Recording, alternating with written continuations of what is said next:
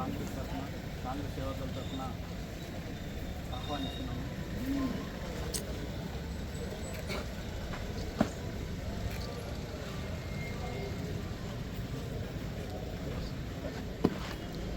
Parade सावधान, parade विश्राम, salute, राष्ट्रीय गान।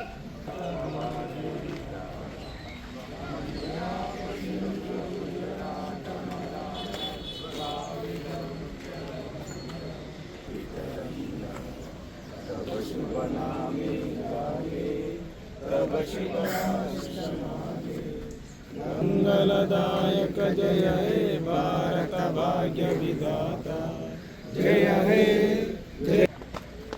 ఈనాటి కార్యక్రమానికి విచ్చేసినటువంటి తెలంగాణ రాష్ట్ర సంక్షేమ శాఖ మంత్రివర్యులు అడ్లూరు లక్ష్మణ్ కుమార్ గారికి, జిల్లా కలెక్టర్ గారి నాయకత్వంలో కూడా రాష్ట్రంలో ముఖ్యమంత్రి రేవంత్ రెడ్డి గారు, పిసిసి అధ్యక్షుడు మహేష్ కుమార్ గౌడ్ గారి ఆధ్వర్యంలో కూడా జగిత్యాల జిల్లాలో మంత్రివర్యులు లక్ష్మణ్ కుమార్ గారు.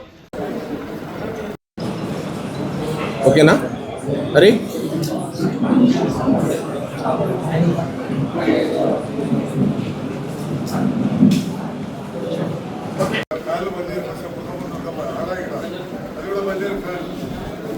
నలభై సంవత్సరాలు ఏకే చిత్రాధిపత్యం ఉన్నటువంటి పెద్దలు జీవన్ రెడ్డి గారు ఎల్లుండి జరగబోయే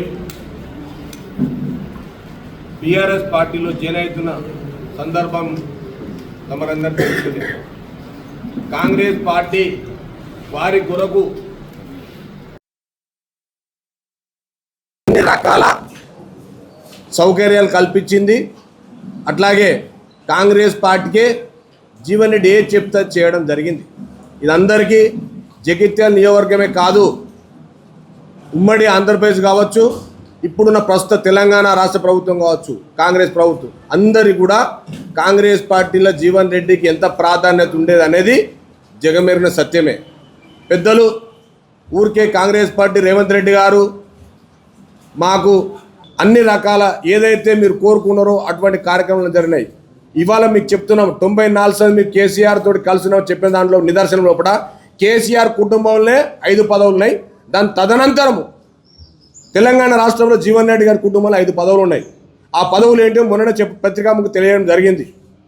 దయచేసి మీరు అనేది భావించకుండా కాంగ్రెస్ పార్టీ మీ అభ్యున్నతి కొరకు కానీ కాంగ్రెస్ పార్టీని మీరు వాడుకున్న విధానం కానీ జగిత్యాల పట్టణ ప్రజలకు, జగిత్యాల నియోజకవర్గ ప్రజలకు, తెలంగాణ రాష్ట్రాలందరికీ కూడా తెలుసని తెలియజేసుకుంటూ మున్ముందు కాంగ్రెస్ పార్టీ రేవంత్ రెడ్డి గారి నాయకత్వాన్నే జగిత్యాల పట్టణ ప్రజలందరూ విశ్వసిస్తున్నారు.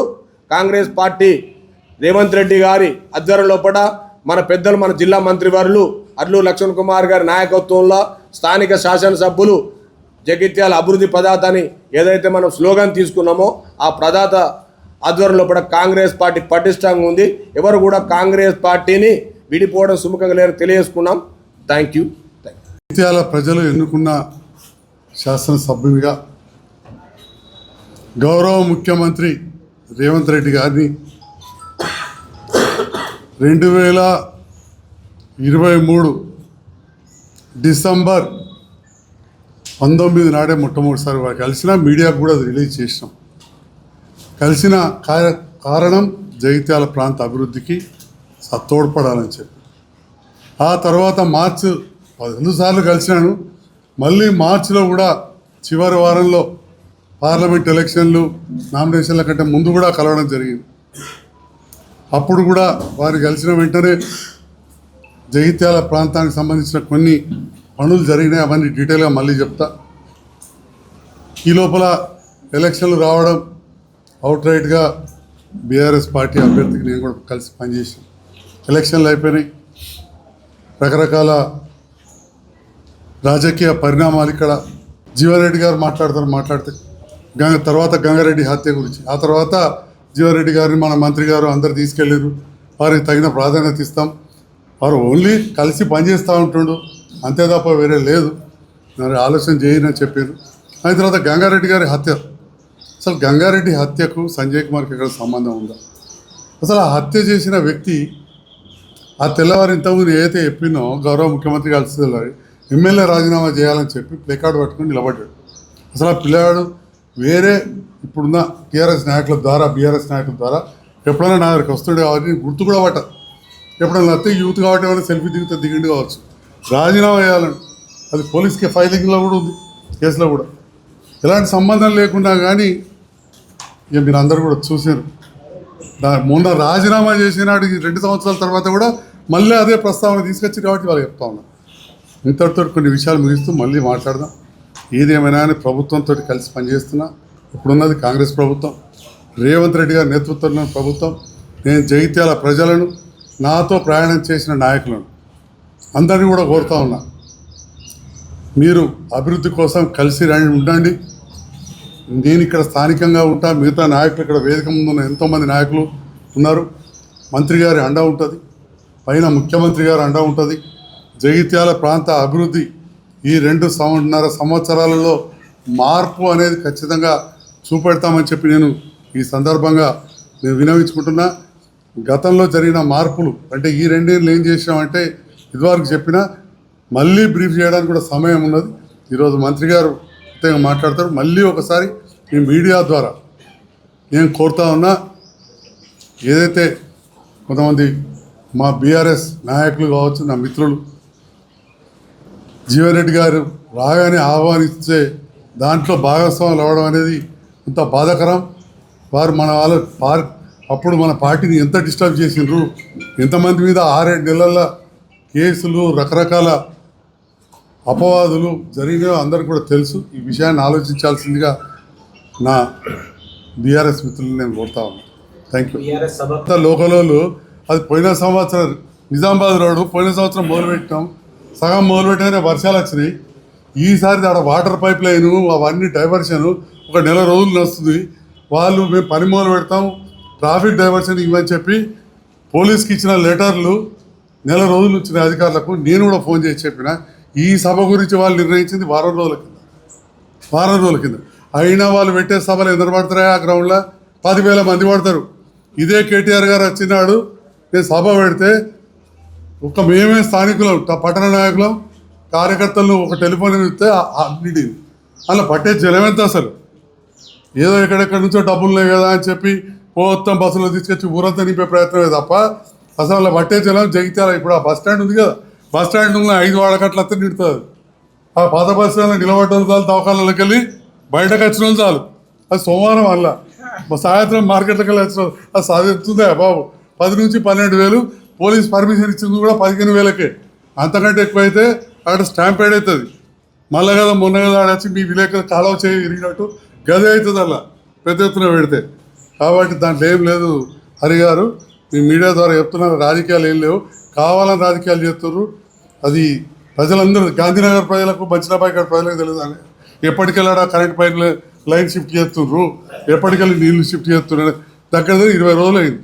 ఇలా మీ మీడియా మిత్రులు కానీ లేదా ఏ పార్టీ నాయకులైనా ఆల్ పార్టీ కమిటీ వేసి వెళ్ళి అడగండి. మరి అది ఎప్పటి నుంచి ఉంది.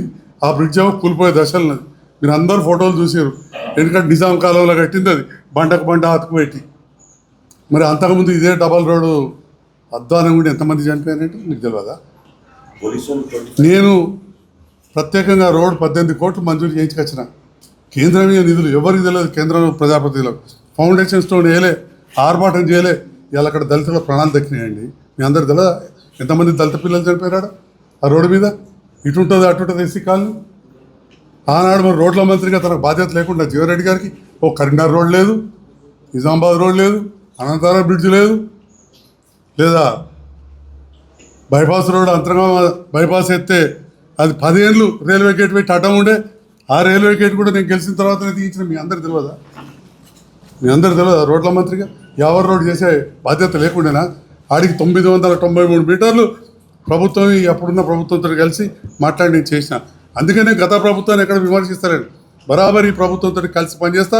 మా అన్న మంత్రి గారితో కలిసి కూడా అందరు ఇక్కడున్న నాయకులతో కలిసి పనిచేస్తాం. అదేవిధంగా నాతో పాటు పనిచేసి నన్ను గెలిపించిన నాయకులను మనం ప్రభుత్వంతో కలిసి పనిచేద్దాం.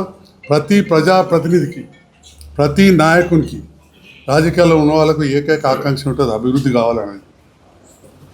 జగిత్యాల నియోజకవర్గం నా మిత్రులను కోరుతున్నా. అభివృద్ధిలో కలిసి రండి అని చెప్పి తెలియజేస్తాం. బీఆర్ఎస్ పార్టీ సభ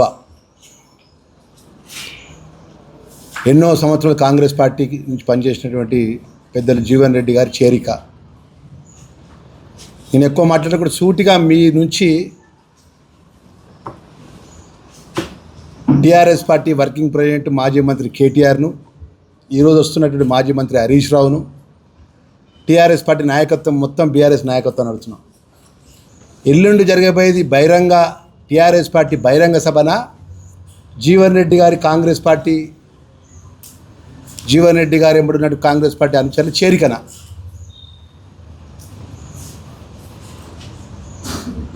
యావత్ తెలంగాణ ప్రజలకు చెప్పాలి. అంటే ప్రతి నియోజకవర్గానికి బీఆర్ఎస్ పార్టీకి సంబంధించినటువంటి ఎమ్మెల్యేలను మాజీ మంత్రులు ఇన్ఛార్జ్ చేశారు. ఇక్కడ చాలామంది పాత్రికేయులు ఉన్నారు, ఎన్నో సంవత్సరాలు పాత్రికేయ వృత్తిలో పనిచేస్తున్నారు. ఏ ఒక్క పార్టీ మీటింగ్ పెట్టుకోవాలన్నప్పుడు ఒక గొప్పగా ప్రతిష్టాత్మకంగా మీటింగ్ పెట్టుకోవాలి. మొత్తం ఒక పార్టీ మీద ఒక ప్రభుత్వం వ్యతిరేకంగా మీటింగ్ పెట్టుకోవాలన్నప్పుడు మొత్తం పార్టీ శ్రేణులు అంతా కూడా వచ్చి ఒక్కొక్క నియోజకవర్గాన్ని ఇన్ఛార్జ్గా తీసుకునో లేదా ఒక బస్తీకి ఇన్ఛార్జ్ తీసుకొని బయటకు వెళ్ళి వచ్చి ఇగో ఈ మండలానికి 2000 మంది రావాలి,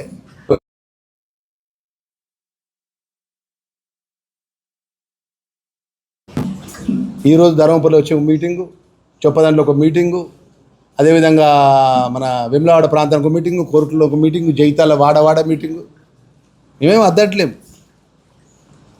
ఇలా గత కొన్ని 30 సంవత్సరాలకెళ్ళి కాంగ్రెస్ పార్టీలో ఒక పెద్ద మనిషిగా ఉండి ఇలా మమ్మల్ని విడిపోవడం మాకు బాధ అయినప్పటికీ మాట్లాడితే రాష్ట్ర ముఖ్యమంత్రి గారు రేవంత్ రెడ్డి గారిని మార్పు కోరుకుంటున్నారు తెలంగాణ ప్రజలు, లేకపోతే దేవుడు నన్ను పంపించిండి అనడం, లేకపోతే టీఆర్ఎస్ పార్టీ 10 సంవత్సరాల లోపల చేసినటువంటి సంక్షేమ కార్యక్రమాలు గొప్పగా ఉన్నాయని మాట్లాడడం. గొప్పగా ఉంటే 2023 డిసెంబర్ లోపల మార్పు కోరుకొని గౌరవ ముఖ్యమంత్రి రేవంత్ రెడ్డి గారి నేతృత్వం లోపల కాంగ్రెస్ పార్టీని ఎందుకు ప్రజలు వచ్చేటువంటి నిలబడేటువంటి కెపాసిటీ ఆ మైదానంలో మీరు సభ చేసుకుంటున్నారు. కానీ ఆ సభగా అట్ట ప్రకటించి మీరు మీటింగ్ చేసుకోండి. కాంగ్రెస్ పార్టీకి సంబంధించినటువంటి జీవన్ రెడ్డి గారు కాంగ్రెస్ పార్టీ ద్రోహం చేసింది, కాంగ్రెస్ పార్టీ అన్యాయం చేసింది, ముఖ్యమంత్రి రేవంత్ రెడ్డిని మార్పు కోరుకుంటున్నారు అంటే, మార్పు కోరుకుంటే 3 ఎలక్షన్స్ 4 ఎలక్షన్స్ లోపల మీరు ఎందుకు ఓడిపోతారని అడుగుతున్న బీఆర్ఎస్ పార్టీ నాయకత్వాన్ని. గ్రామ పంచాయతీ ఎన్నికల లోపల కూడా మీరు మాట్లాడింది కదా, స్థానిక ఎన్నికల లోపల పెద్ద ఎత్తున మా టీఆర్ఎస్ పార్టీ గెలుస్తుందని మాట్లాడింది కదా, ఇదే కేటీఆర్, ఇదే టీఆర్ఎస్ పార్టీ నాయకత్వం అంతా కూడా. దాని తర్వాత మున్సిపాలిటీ ఎన్నికలు జరిగినాయి. మేము ఏమంటున్నాం అంటే, ఈ ప్రజాస్వామ్యం లోపల డాక్టర్ బిఆర్ అంబేద్కర్ గారు రాజ్యాంగపరంగా ప్రజల ఓట్లతో మనం ఎన్నుకో కాబట్టి ప్రజలు ఇచ్చినటువంటి జవాబు ఏ విధంగా ఉన్నది, మరి ఆ విధంగా ఒక బాధ్యత ఉంటే మరి జీవన్ రెడ్డి గారు మాట్లాడితే ఒకటే మాట ఆయన మాట్లాడేది, రేవంత్ రెడ్డి గారిని గద్దె తీస్తామంటాడు, ప్రజలు మార్పు కోరుకుంటున్నా అంటున్నారు. రేవంత్ రెడ్డి గారి యొక్క లిమిటెడ్ పార్టీ కాంగ్రెస్ పార్టీ అంటుండ్రు. చాలా బాధ అనిపిస్తుంది మాకు. ఎందుకంటే మేము వారితో సన్నిహిత్యంగా ఉన్నాం, కాంగ్రెస్ పార్టీ పరంగా పనిచేసినాం. ఇలా కాంగ్రెస్ పార్టీ జెండా నీడ నాలాంటి సామాన్య కార్యకర్తకి ఇచ్చి ఈరోజు నేను ఇక కండు వేసుకుని నిలబడ్డా అంటే కాంగ్రెస్ పార్టీ యొక్క ఆ భారతదేశంలో అఖిల భారత కాంగ్రెస్ పార్టీ సోనియా గాంధీ, రాహుల్ గాంధీ, మల్లికార్జున ఖార్గే, ముఖ్యమంత్రి రేవంత్ రెడ్డి గారు, మహేష్ కుమార్ గౌడ్ గారు కాంగ్రెస్ పార్టీ జెండా పట్టుకుంటే నాలాంటి వాటి కార్యకర్త గెలిచి 2 సంవత్సరాలు అవుతుంది ప్రభుత్వంలోకి వచ్చి. 10 సంవత్సరాలు రాజ్యం వెళ్ళి రాష్ట్ర ఖజానా లూటీ చేసి కాళేశ్వరం కూలేశ్వరం చేసి 20 మంది కొండగడ్డలు సరిపోతే ఎందుకు కేసీఆర్ రాలేదన్న అంటారు. అది ప్రజలు వాళ్ళు జవాబు చెప్పాలి.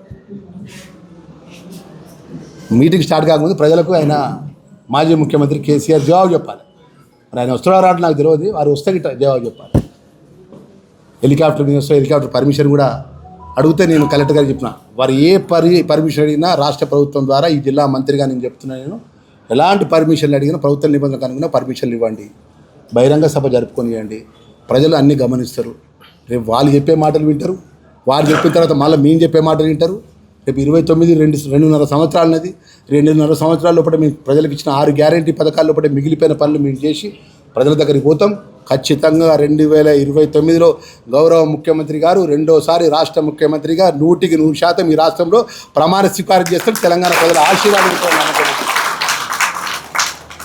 అంత ధైర్యంతో ఎందుకు చెప్తున్నా తెలుసా అన్న, నిన్ను ఓడినా గెలిచిన ప్రజల మధ్యలో ఉన్నా, ఎన్ని ఇబ్బందులు పెట్టినా ఎన్ని కష్టాలు పెట్టినా తెలంగాణ 4:30కి వచ్చి బట్టలతో ముఖం కడుక్కోకుండా పోలీసులు పట్టుకపోయినా, పోలీసులు ఇంటి చుట్టూ పోలీసులు ఉన్నా కూడా జెండా వదలకుండా పార్టీ వదలకుండా లక్షలాది మంది 119 సెగ్మెంట్లు లక్షలాది మంది కాంగ్రెస్ పార్టీ కార్యకర్తలు నిర్మూలించుకున్న ప్రభుత్వం ప్రజలు తెలంగాణ ప్రజలు ఇచ్చిన అవకాశం ఇది. కేటీఆర్ హరీష్ రావు ఇంకెవరో ఇచ్చిన అవకాశం కాదు ఈ ప్రభుత్వానికి. తెలంగాణ ప్రజలు ఇచ్చిన అవకాశం, రాజ్యాంగ నిర్మాత అంబేద్కర్ గారు ఇచ్చిన అవకాశం. ఓట్ల ద్వారా గెలిపించిళ్ళు, కుర్చీలో కూర్చునే పెట్టిండు. పరిపాలన మేము చేస్తే ప్రజలు చల్లగా చూస్తారు తప్ప ఏది పడితే అదే మాట్లాడితే మేము ఇప్పటివరకు ఎప్పుడు ఈ రోజు వరకు కూడా మొన్న మేము ముఖ్యమంత్రి దగ్గర 1:15 మాట్లాడండి. ముఖ్యమంత్రి గారు ఒకటే మాట మాట్లాడాడు. జగిత్యాల జిల్లాకు సంబంధించిన అసెంబ్లీ, జగిత్యాల అసెంబ్లీ కానీ జిల్లాకు సంబంధించిన అభివృద్ధి విషయంలో కానీ శాసనసభ్యులుగా సంజయ్ కుమార్ కానీ ఆ ప్రాంత ప్రజలు ఏది కోరుతుంది ఈ ప్రాంత ప్రజలకు అభివృద్ధి విషయంలో మీరు అన్ని విధాలన్నీ అభివృద్ధి చేస్తా అని చెప్పి మా జిల్లా కాంగ్రెస్ అధ్యక్షుడు జగిత్యాల ప్రజల పక్షాన్ని అడిగితే వారు మాటిచ్చిండు, నేను జగిత్యాల జిల్లాకు వస్తా అని చెప్పిండు. తాపత్రయం అంతా ఇది ప్రజలు అనేది ఏదైనా గమనిస్తారండి. మాకేం ఇబ్బంది అభ్యంతరం లేదు. 10 సంవత్సరాలు ప్రతిపక్షంలో ఉన్నాం. మేము మేము ముచ్చటగా మూడోసారి మీరే అన్నారు కదా, మేమే ప్రభుత్వం చేస్తాం, మేమే అధికారంలోకి వస్తాం, మేమే రాజ్యం వెళ్తాం, మేమే మంత్రులమవుతాం, మేమే మాజీ ముఖ్యమంత్రి కేసీఆర్ అని మీరే అన్నారు కదా. ఏమైంది? మాకు నమ్మకం ఏంటంటే ప్రజలకు సంక్షేమ కార్యక్రమాలు చేసినాం, ప్రజలకు మంచి చేసినాము. ఇలా అప్పుల రాష్ట్రాన్ని అప్పచెప్పినా మీరు చేసిన అప్పులకు వడ్డీలు కట్టుకుంటా, మీరు చేసిన పాపాలకు ఒక విధంగా ప్రాణాన్ని అడ్డం పెట్టుకొని ప్రభుత్వాన్ని నడిపించుకుంటా ప్రజలకు సంక్షేమ కార్యక్రమం అమలు చేసే విధంగా మేము ఈరోజు ముందుకు పోతున్నాం. కాబట్టి మాకు నమ్మకం, నాయకునిగా విశ్వాసం మా ముఖ్యమంత్రి రేవంత్ రెడ్డి గారిపై. దయచేసి నోటికి ఏది ఉన్నా దేవుడిచ్చిన నోరు ఉన్నదిగా అని చెప్పి ఏది పడితే అదే మాట్లాడి సరి అనే పద్ధతి కాదు. ఆ పద్ధతి మార్చుకోవాలని చెప్పేసి మనవి చేస్తూ మరి కేసీఆర్కు, అదేవిధంగా మాజీ ముఖ్యమంత్రి గారికి, మాజీ మంత్రి కేటీఆర్ గారికి, మాజీ మంత్రి హరీష్ రావు గారికి, టీఆర్ఎస్ పార్టీ శ్రేణులకు మనవి చేసేది ఏంటంటే రేపటి సభ బహిరంగ సభ బీఆర్ఎస్ పార్టీ సభగా చెప్తే బాగుంటుందని చెప్పేసి నా యొక్క అభిప్రాయం.